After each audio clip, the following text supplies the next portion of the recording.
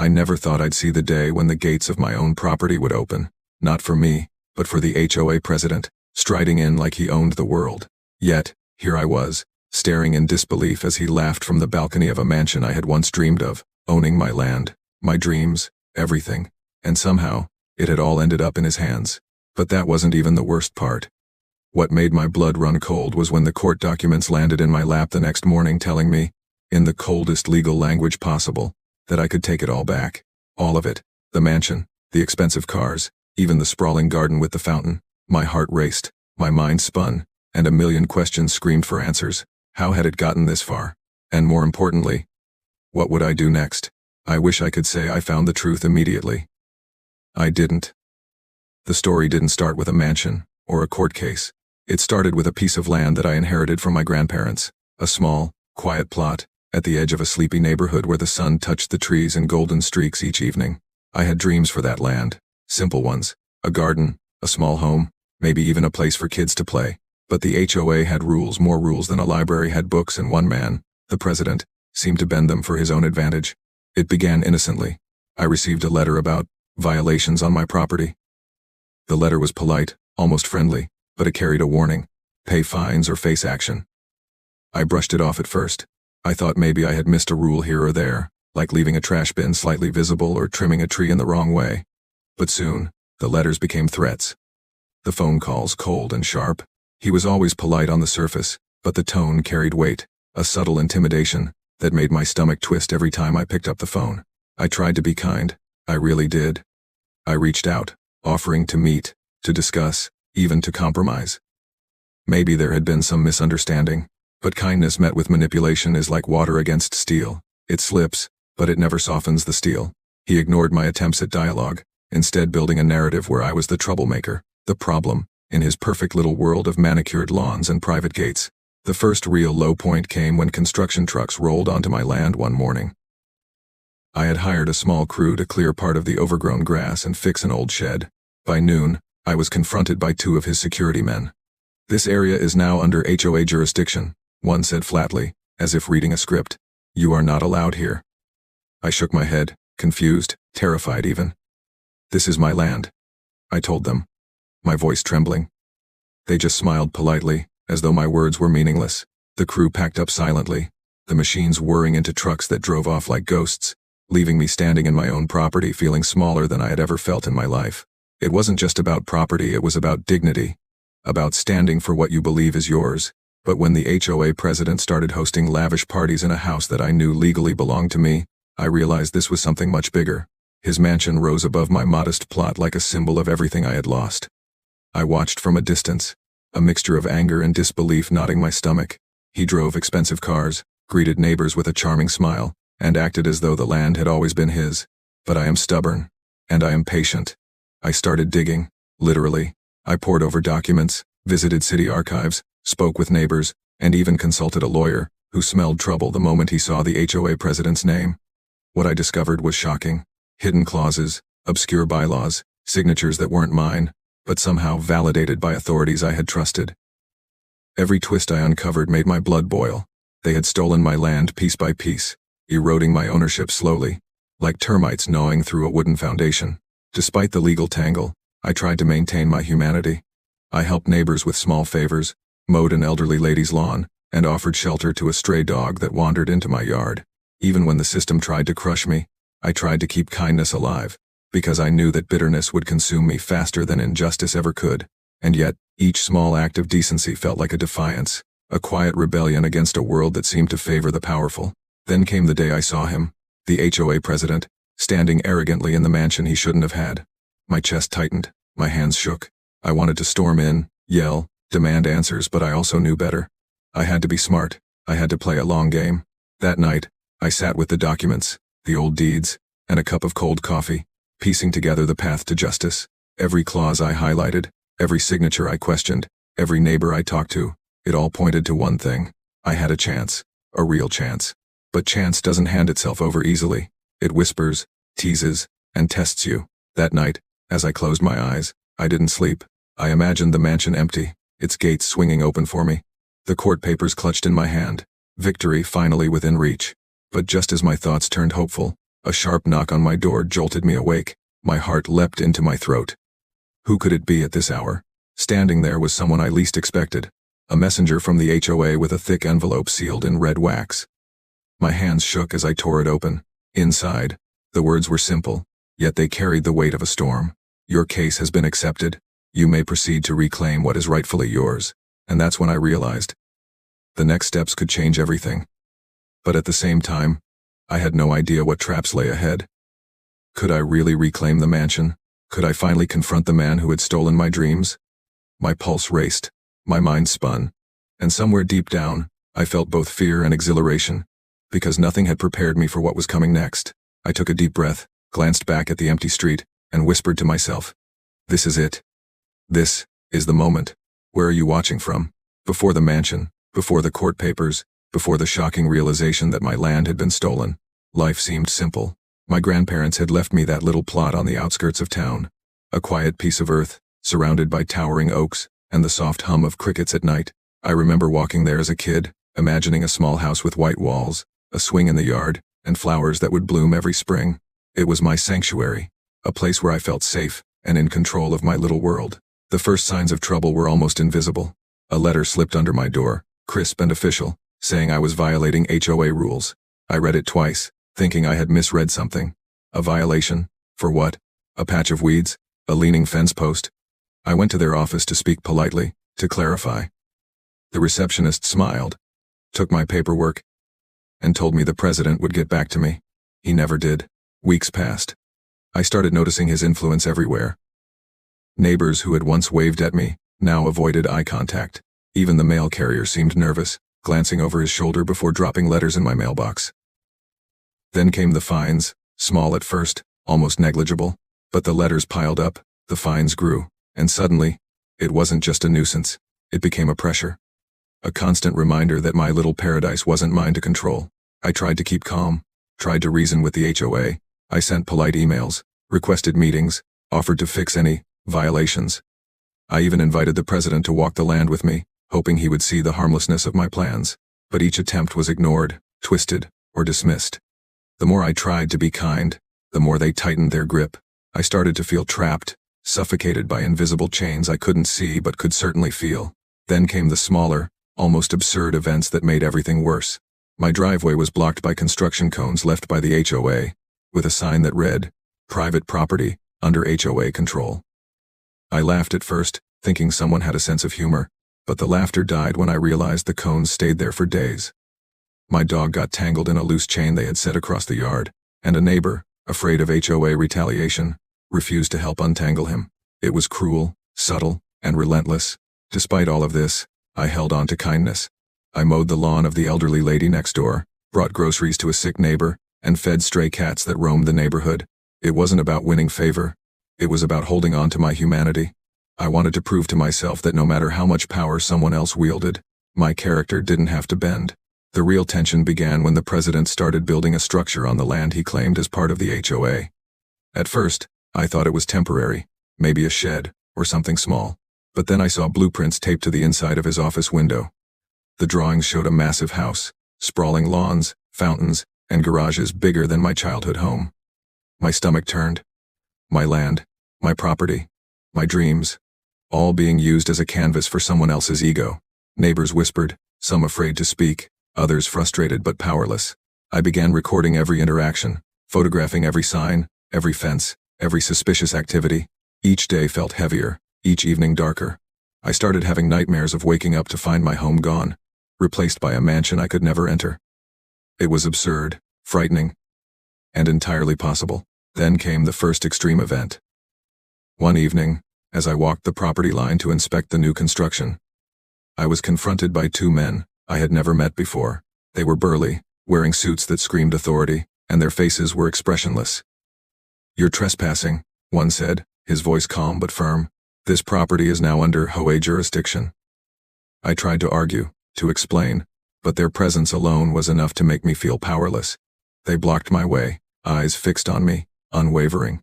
My hands shook, my heart pounded, and for the first time, I realized the fight was no longer about letters or fines. It was about control. I backed away slowly, feeling the weight of my situation like a boulder on my chest. That night, I couldn't sleep. I sat by the window, staring at the silhouette of the mansion under construction, a monstrous shadow over the land that had been mine. I felt anger, fear, and determination swirl inside me. I didn't know how I would take it back, but I knew I had to. Somehow. And just when I thought the night couldn't get darker, I noticed a flicker of light in the mansion. Not from the windows, not from the lamps, but from somewhere deeper. Somewhere hidden. A sign, maybe, or a warning. I couldn't tell. My pulse raced. Whoever was inside seemed to know I was there, watching, waiting, and at that moment, I understood something terrifying. This wasn't just a fight over land. This was a fight over every ounce of dignity and courage I had left. The flicker of light in the mansion haunted me for days. I couldn't stop thinking about it the way it danced across the windows, faint but impossible to ignore. Every evening, as the sun dipped behind the trees, I found myself drawn to the edge of my land, staring at the structure that had risen from my dreams into someone else's hands. I began to imagine the life inside that mansion. Crystal chandeliers, polished floors, extravagant furniture, all built on what was rightfully mine. It made my blood boil, but it also strengthened my resolve. I decided I needed more than anger. I needed evidence. If I wanted to reclaim my land, I had to show the court that the HOA president had overstepped his bounds. I started photographing the mansion, tracing property lines, comparing them to old deeds and maps I had dug out from city records. Each measurement, each snapshot, each tiny observation felt like a small victory, a piece of armor for the battle ahead. I realized that patience and strategy might be more powerful than sheer force, no matter how tempting it was to storm the gates. But the HOA president wasn't going to make it easy. One morning, I arrived at my land to find a "No Trespassing" sign freshly posted at the edge of my property. It was larger than the previous ones, with bold red letters and a legal citation I didn't recognize. I felt a mixture of anger and disbelief. This wasn't just intimidation anymore. This was a public claim, a declaration that my land belonged to someone else. My neighbors watched from behind curtains, silent witnesses to my humiliation. Despite this, I continued my small acts of kindness. I helped an elderly neighbor carry groceries to her porch, picked up trash from a nearby park, and shared water with a stray dog that had adopted my yard as its home. In those moments, I felt a sense of balance, a reminder that even when life seemed unfair, I could still choose to do good. Each act of kindness strengthened me in ways the legal papers could never show. Then came the first truly extreme event that threatened everything I had fought for. One afternoon, I was checking my property lines when I noticed construction trucks moving unusually close to my boundary. Before I could react, the machinery started digging into what I knew was my land. My heart raced, and I ran toward them, waving my arms and shouting. But they didn't stop. 2 men from the crew stepped forward, their eyes cold. "The HOA gave us authorization," one said flatly. I tried to argue, tried to show them the old deeds, but they ignored me. They began uprooting trees, tearing up the soil, and in minutes, a section of my land had vanished under piles of dirt. I felt helpless. The sound of earth being torn from my property was deafening in its cruelty. I called the authorities, but by the time they arrived, the machines had left, leaving deep trenches where my garden had once been. I couldn't sleep that night. Every corner of the property felt violated, as if someone had trespassed not just physically, but into my life, my memories, my very soul. Yet, amid the despair, a spark ignited inside me. I would not let this go. Not now. Not ever. The next day, I met with a lawyer who specialized in property disputes. She looked at the documents I had painstakingly gathered and nodded, a spark of determination in her eyes. "You have a case," she said. "The HOA president has overstepped, and if we move carefully, you can reclaim your land." It was the first real glimmer of hope I had felt in months. And yet, even with her words, the path ahead seemed treacherous. In the following weeks, I started noticing subtle surveillance around my property.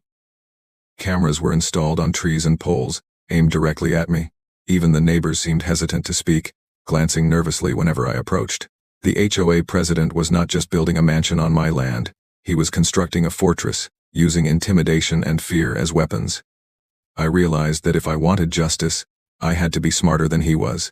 Every step I took needed caution, strategy, and patience. Then came a moment of unexpected human connection that reminded me of why I had started all this with kindness.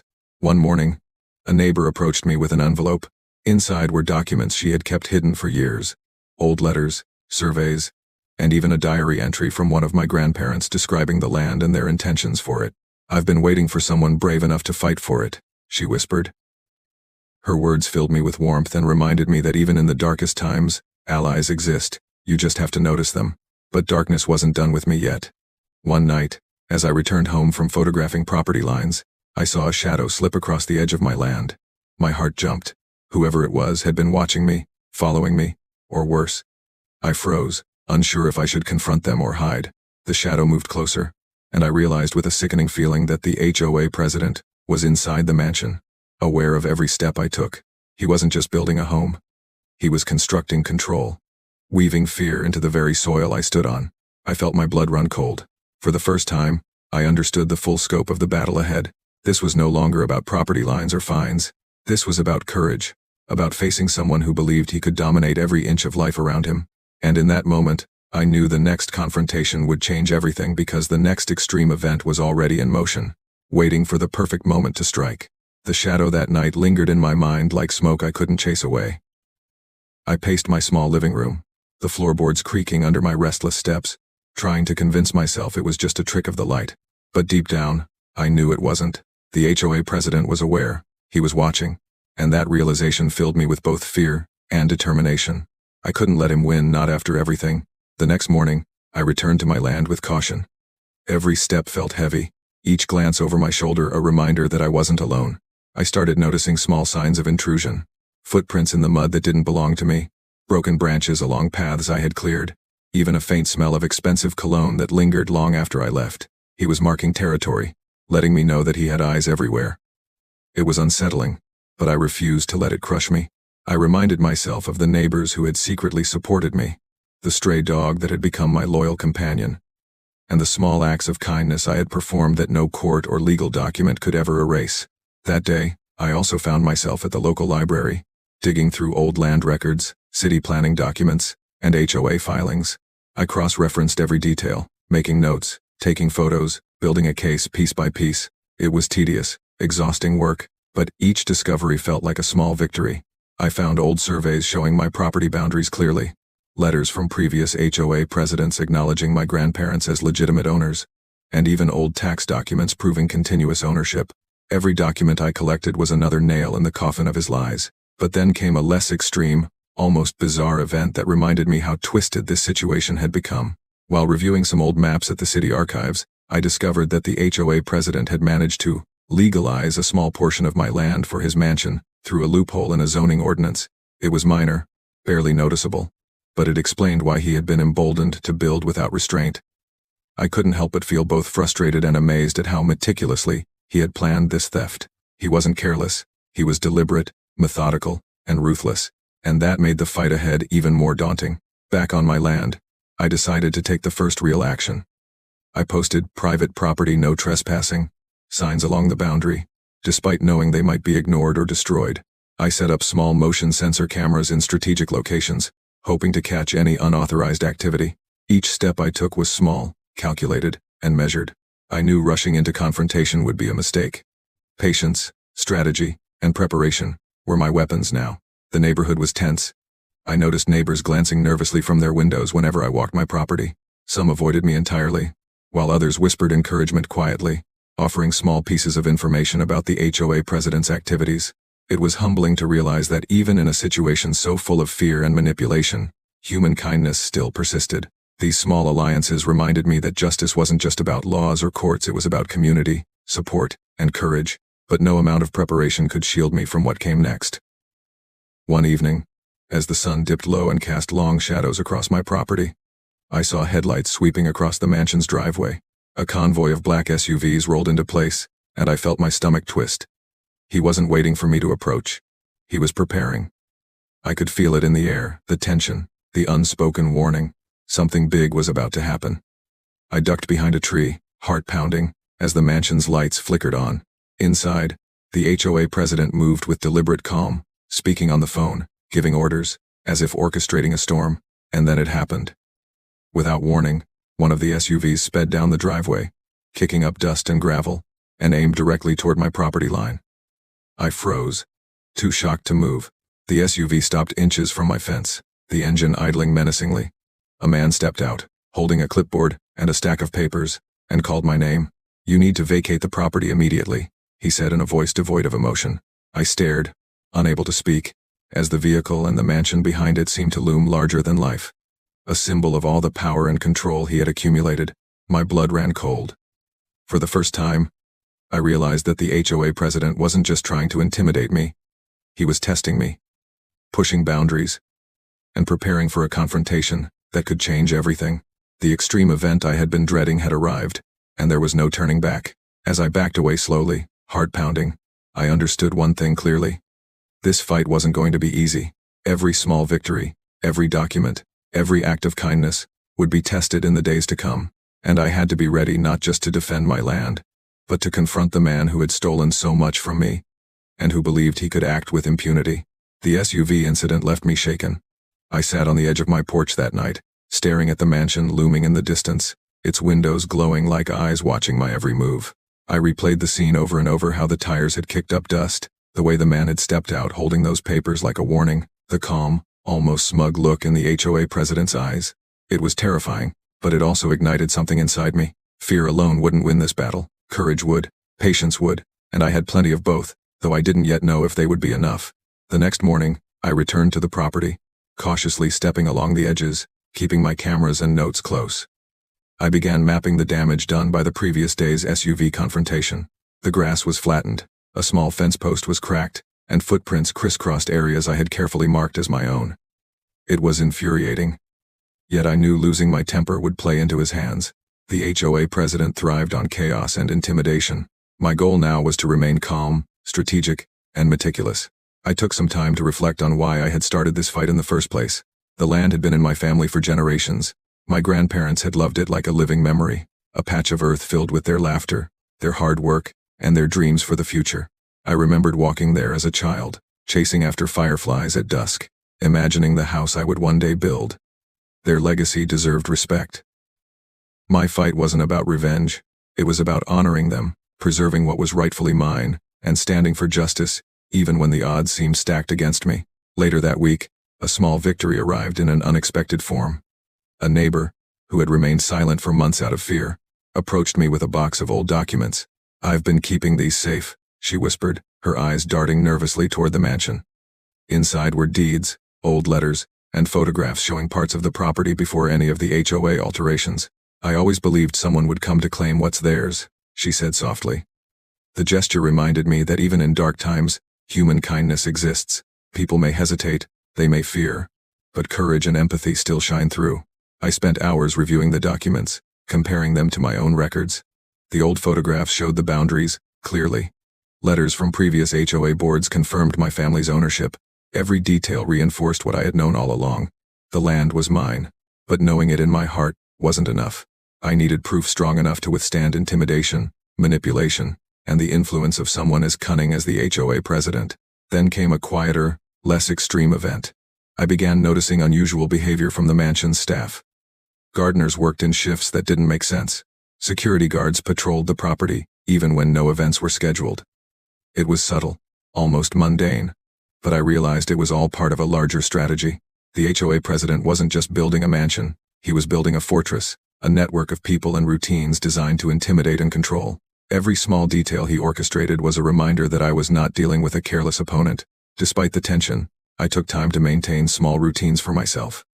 I tended to the stray dog that had become my companion. I cleaned my property, and I helped neighbors quietly whenever I could. These small acts reminded me of my humanity. They reminded me that even in the face of intimidation, I could remain kind and patient. And in the quiet moments, when the world felt heavy, I allowed myself to dream again, not just of reclaiming my land, but of the day when justice would finally feel complete. But the extreme event that would change the course of this fight arrived without warning. One evening, just as the sun dipped below the horizon, I noticed headlights sweeping across the mansion's driveway. This time, it wasn't a single SUV. 3 black vehicles rolled in, their engines silent but menacing. Figures stepped out, carrying legal-looking documents, clipboards, and even a camera. My heart pounded in my chest. They were filming, observing, preparing to escalate. It was clear the HOA president was setting a trap, trying to intimidate me further. I stood frozen, hiding behind a large oak tree, as the figures spread across my property line, taking measurements, pointing, speaking in low tones. I realized they were trying to create a record, a false record showing that my land was in dispute. that he had some claim over it. My mind raced. If these documents made it into the wrong hands, the fight could be lost before it truly began. I had to act, but how? Approaching them directly would be dangerous. Retreating entirely risked allowing them to claim what was mine. At that moment, I understood the stakes fully. This wasn't just about land anymore. It was about courage, strategy, and the strength to face someone who believed he could manipulate everything to his advantage. And I also realized that my small acts of kindness, my meticulous preparation, and the quiet support of neighbors were my only weapons against someone so determined to steal my life's work. The night ended with the vehicles leaving, but the message was clear. The next confrontation would be bigger, riskier, and more dangerous than anything I had faced before. The extreme event had arrived, but it was only the beginning. The night the 3 SUVs arrived, I barely slept. My mind replayed every detail: the silent engines, the men with clipboards, the way they measured and photographed my property as if it already belonged to the HOA president. I kept imagining what they could do with those documents. If he managed to falsify even a single record, the court might see my land as disputed, giving him an advantage he didn't deserve. The thought made my stomach churn, but I reminded myself. Preparation, patience, and determination had carried me this far, and they would not fail me now. The following morning, I returned to the property with renewed caution. I walked the land slowly, checking my cameras and reviewing the tracks left by the visitors. One of the cameras had captured clearer footage than I had hoped, shots of the men taking measurements and talking quietly into their phones. I studied it, frame by frame, noting their positions and timing. It was subtle evidence, but it was something I could use to show that they had trespassed on land that wasn't theirs. Even small victories counted. Life, however, couldn't remain tense all the time. That day, a neighbor invited me to share a cup of coffee. We sat on her porch, shaded by old oaks, and for a few hours, the weight of the conflict lifted. We talked about simpler things: the changing seasons, the flowers in the gardens, and memories of childhood. It was a brief respite, a reminder that even in moments of darkness, life continued. Small acts of human connection, I realized, were as important as the legal documents I collected. They reminded me why I was fighting, and they gave me strength I didn't know I still had. Later, as I tended the stray dog who had become my loyal companion through this ordeal, I noticed subtle changes on my property. A few of the no trespassing signs had been bent or removed. Footprints that didn't belong to me marked freshly dug soil near the mansion. It was unsettling, but I had learned to expect this kind of harassment. I made quick repairs, reinforced my boundary markers, and reset the cameras. Each step was small, methodical, and deliberate.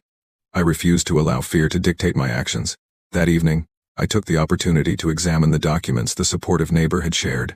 Among them was a faded letter from my grandparents detailing their intentions for the land, a heartfelt note describing dreams for a family home, gardens, and a space for children to play. Their words resonated deeply. "This land is more than earth and soil," the letter read. "It is a legacy of care, love, and perseverance. Protect it." I folded the paper gently and placed it in my bag. These words became a guide, a reminder that my fight was not just about property, it was about preserving values, honor, and the memory of those who had built this place before me. Then came a minor but unnerving event. While I was photographing the property line, I noticed that the mansion's garden lights had been turned on unusually early. Shadows moved across the perimeter, and I caught a glimpse of a figure watching me from behind a hedge. I froze. My heart raced, but I stayed calm.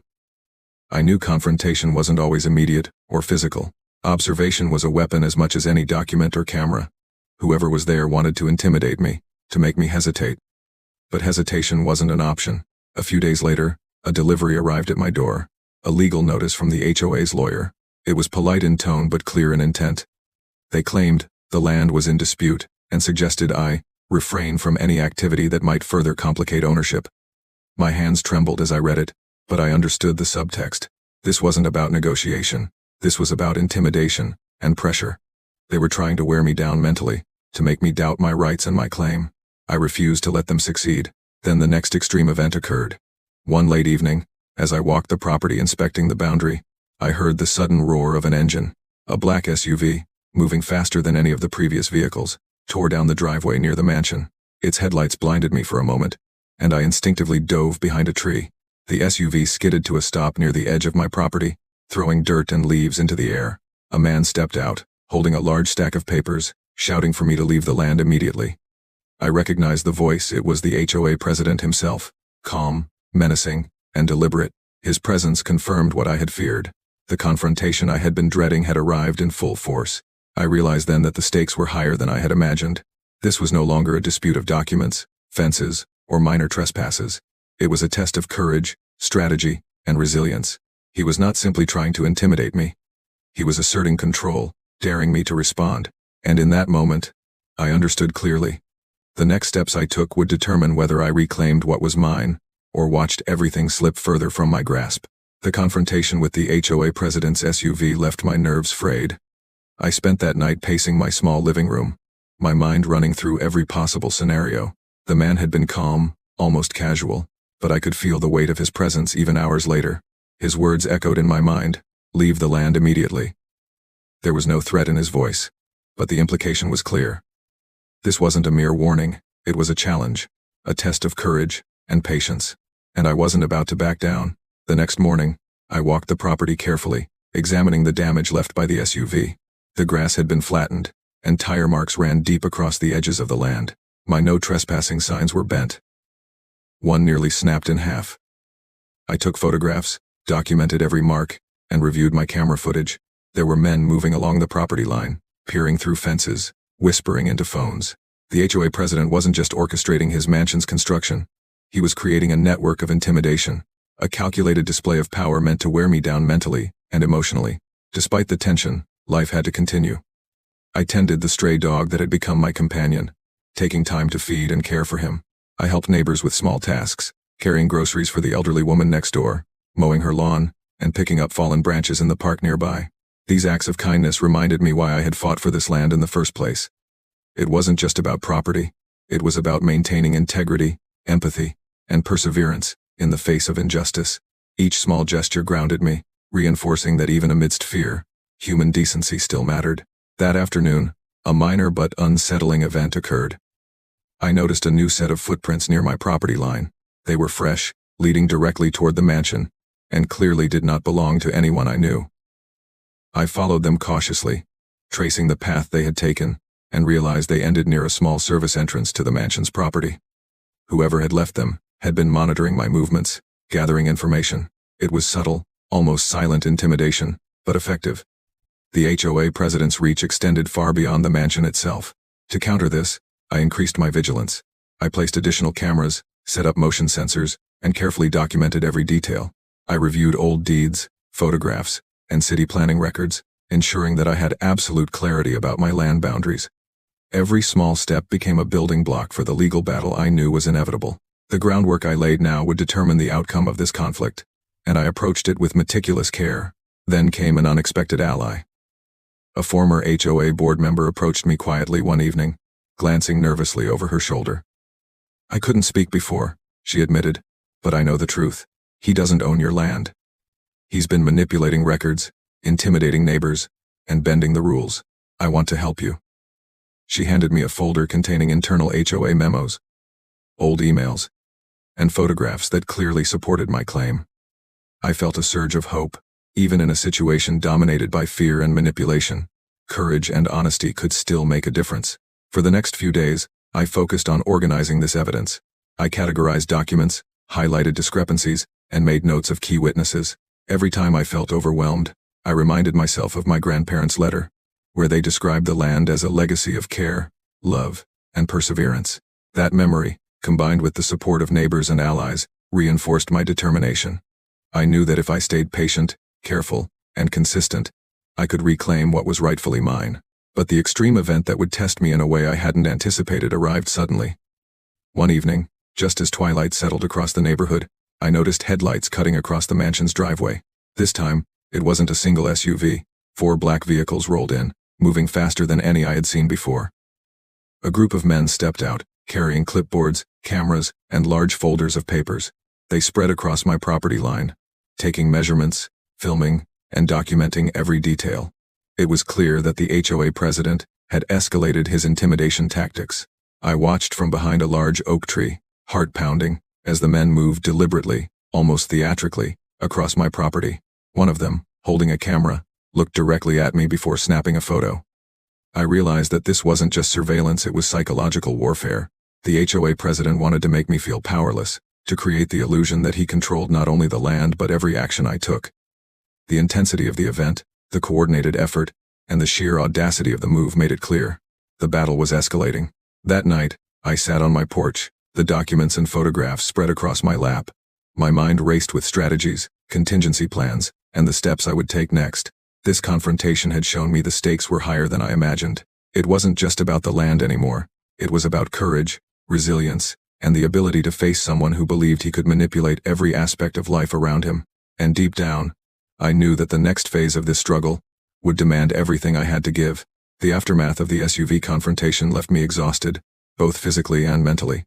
I spent the night reviewing the footage from my cameras, cross-referencing it with my property maps and deeds. Each frame confirmed what I already knew. The HOA president was orchestrating a campaign of intimidation, using men, vehicles, and falsified documents to create the illusion that my land was in dispute. But there was a small comfort in knowing the truth. Evidence doesn't lie, and I had it in abundance. I just had to be patient enough to let it speak for itself. The next morning, I walked my property slowly, inspecting the damage from the previous night. The tire marks from the SUVs had left deep grooves in the grass, and several of my signs had been bent or knocked down. I straightened each one, taking photographs and noting their locations. Every minor act of vandalism was a reminder that my opponent wasn't just trying to take my land, he was trying to break my spirit, but I refused to let fear control me. My focus remained on the larger picture, reclaiming what was rightfully mine. That day, a small but meaningful event lifted my spirits. The neighbor who had previously given me the internal HOA documents returned with a stack of additional files. She explained that she had been hesitant to share them before, fearing retaliation, but she trusted me now. Inside were emails, meeting minutes, and photographs that showed how the HOA president had manipulated records and pressured other board members. I carefully examined each document, organizing them into categories and making detailed notes. This small act of trust reminded me that even in the darkest circumstances, alliances form in unexpected ways. I also spent time maintaining the property, clearing fallen branches, and tending to the stray dog that had become my companion. These quiet, routine activities grounded me. They reminded me that life continued, even amidst chaos. Every small act of care, whether feeding the dog, planting a few flowers, or helping neighbors, became a reminder that courage and kindness could coexist. It was a balance I desperately needed to maintain as the confrontation with the HOA president escalated. Despite the relative calm of the day, I knew the extreme event would come again. It always did. In the late afternoon, I noticed unusual activity around the mansion. Workers were moving materials in a hurried, organized fashion, and I saw unfamiliar faces carrying clipboards and cameras. It was clear that the HOA president was preparing for another escalation, perhaps even anticipating legal action. The sight of it made my heart pound, but I reminded myself, patience and careful planning had brought me this far, and I could not falter now. That evening, I met with my lawyer to review the growing evidence. She was impressed with the documentation I had collected, the photographs, the emails, the historical records from the neighbors, and even the internal HOA memos. "You have a very strong case," she said. "The key will be presenting this evidence in a way that the court can't ignore." Her words gave me hope, but also reinforced the fact that the battle was far from over. The HOA president had power, resources, and influence, and he would not yield without a fight. Then came a calmer, less extreme moment. While walking along the edge of my property, I noticed an elderly neighbor sitting on her porch, waving at me. I waved back, and she came over with a small basket of fruit. "I can't help with the legal side," she said softly, "but I can remind you that the community is on your side." Her kindness warmed me. In the midst of intimidation and fear, small gestures of support reminded me that I wasn't alone. It reinforced the idea that the fight wasn't just mine, it was about justice, integrity, and the support of those who believed in what was right. But the extreme event arrived once again, far more audacious than before. That night, I heard the unmistakable sound of engines approaching my land. 4 black SUVs rolled down the driveway in formation, their headlights cutting sharp streaks across the property. Men jumped out, carrying cameras, clipboards, and large folders. They began photographing the land, measuring boundaries, and moving in a coordinated, deliberate way. The HOA president appeared at the mansion balcony, calm and menacing, speaking into a phone. His eyes locked onto mine across the distance. I felt a chill run through me. This was no longer a subtle act of intimidation. This was a full-scale display of power, meant to demonstrate control and instill fear. I crouched behind a tree, heart racing, as I watched them move across my property. I knew that every step, every photograph, every note they took could be used to manipulate the court or sway public perception. It was a direct challenge, daring me to respond. I realized then that the fight had escalated to a point where courage alone might not be enough. Strategy, patience, and the alliances I had formed were now the only tools I had to reclaim my land. That night, as I reviewed the events in my mind, I understood the stakes fully. The HOA president had the resources, influence, and arrogance to test anyone's resolve. But I had something more enduring. Truth, evidence, community support, and an unwavering determination to see justice done. I knew the next chapter of this struggle would require every ounce of skill, patience, and courage I possessed. The extreme event had arrived, but I was ready to meet it, head on. The days following the last SUV escalation were some of the most stressful I had ever experienced.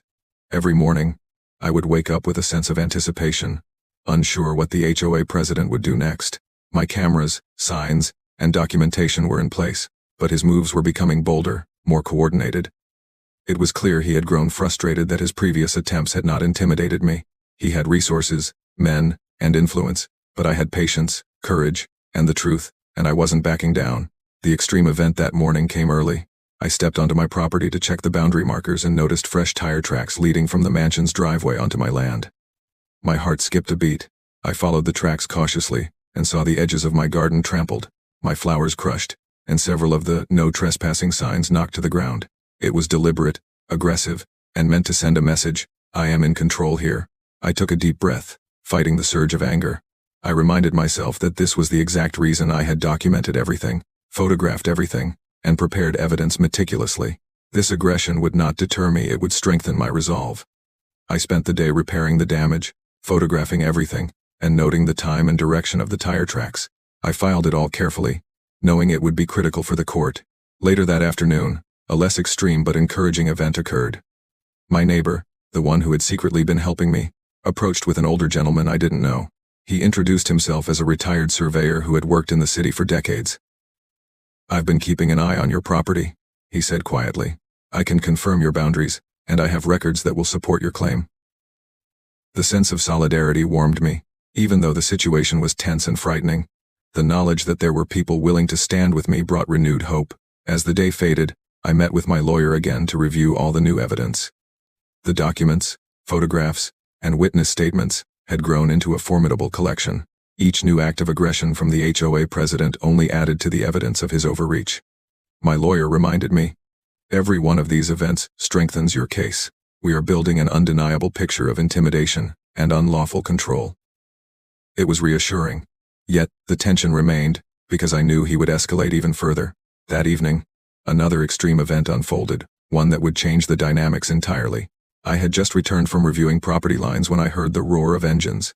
This time, it wasn't just SUVs. A large truck arrived, unloading construction materials directly onto the edge of my property. Workers began assembling structures and moving earth in areas clearly within my documented boundaries. I ran toward them, shouting, waving my arms, but they ignored me. A man stepped forward, holding a clipboard, showing what appeared to be legal permission from the HOA. I tried to explain, to show the deeds and photographs proving the land was mine, but the workers didn't listen. The truck continued to dump materials, marking another layer of trespass and intimidation. I stood there, stunned, realizing that the fight had escalated beyond mere verbal threats. This was a direct physical encroachment, a demonstration of power designed to terrify me into submission. But instead of fear, I felt a steely determination. I would not give up. I would not allow this to continue unchecked. Every document, every photograph, every witness, now mattered more than ever. I knew the court would need clear evidence of these extreme actions to protect my land. That night, as I documented the destruction, I reflected on the journey so far, from the first small notices from the HOA to the SUV confrontations, and now this aggressive construction. Every act had been an attempt to intimidate me. Yet, with each escalation, I had responded with calm, documentation, and preparation. The lessons were clear. Courage is not the absence of fear, but the ability to act despite it. Empathy and kindness are not weaknesses, but sources of strength. And patience, combined with strategy, can overcome even the most ruthless adversary. Finally, as I looked at the mansion in the distance, its lights glowing ominously, I realized the final confrontation was near. The HOA president had shown his cards. He had escalated through intimidation, trespass, and aggression. But I had built a case, gathered allies, and prepared meticulously. The extreme events had reached their peak, and the moment to turn the tide was approaching. I understood that the next chapter could decide everything. The future of my land, the culmination of my grandparents' legacy, and the triumph of justice over manipulation. The day of the court hearing arrived with a mix of tension and anticipation that made my stomach twist. Months of preparation, documentation, and quiet determination had led to this moment. I carried my stack of evidence into the courtroom. Photographs, deeds, witness statements, and even videos of the extreme incidents. Every piece was carefully organized to show the truth. The land was mine. The HOA president had overstepped his authority, and his actions had been deliberate attempts to intimidate and manipulate. The courtroom was filled with murmurs as the HOA president entered, calm, smug, and completely sure of his power. I could feel the weight of his presence, the confidence he exuded, and I reminded myself to stay focused. This wasn't about fear. This was about justice. My grandparents' legacy, the support of my neighbors, and my years of perseverance had brought me here. I had done everything possible to ensure that truth would shine, no matter how bold the opposition. The hearing began, and my lawyer laid out the case with precision. She presented the historical deeds, the internal HOA memos, the photographs showing the mansion's construction on my land, and the videos capturing SUVs and trucks trespassing, damaging my property, and intimidating me. Every piece built upon the last, painting a clear picture of deliberate overreach and intimidation. The judge listened carefully, occasionally raising an eyebrow at some of the more extreme incidents, like the SUVs rolling onto my land, or the truck dumping construction materials without permission. Then came the testimonies.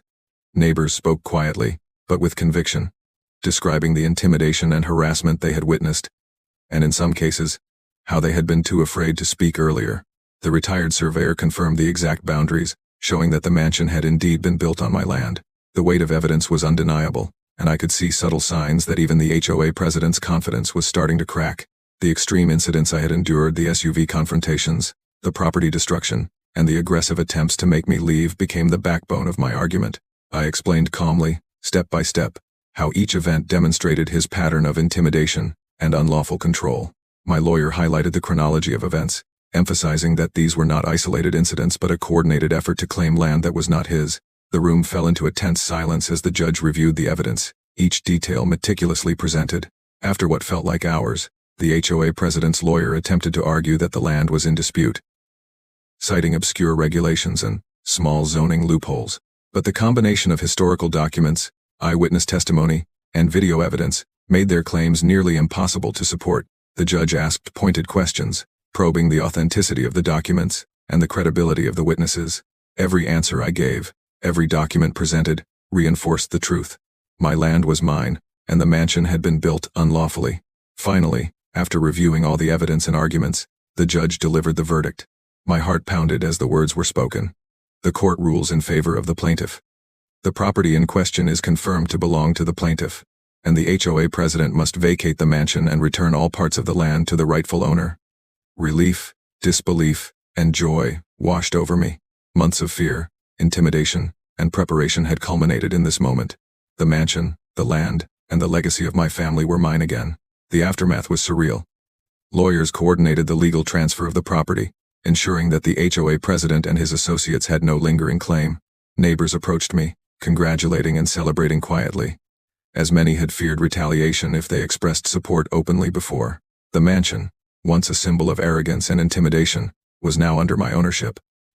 I walked through the rooms slowly, imagining the years of my grandparents' dreams that could finally be realized here. Even amidst the victory, I took a moment to reflect on what the journey had taught me. Courage is not the absence of fear, but the persistence to act despite it. Kindness and empathy are never wasted, even when facing intimidation or manipulation. Patience, preparation, and the support of those willing to stand for what is right can overcome even the most ruthless opposition. And finally, justice, though sometimes delayed, can be achieved with unwavering determination and truth. As I stood on the balcony, overlooking the property, I thought of the long journey. The SUVs, the trucks, the intimidation, the long nights of documentation, and the support of allies who had given me hope when I feared all was lost.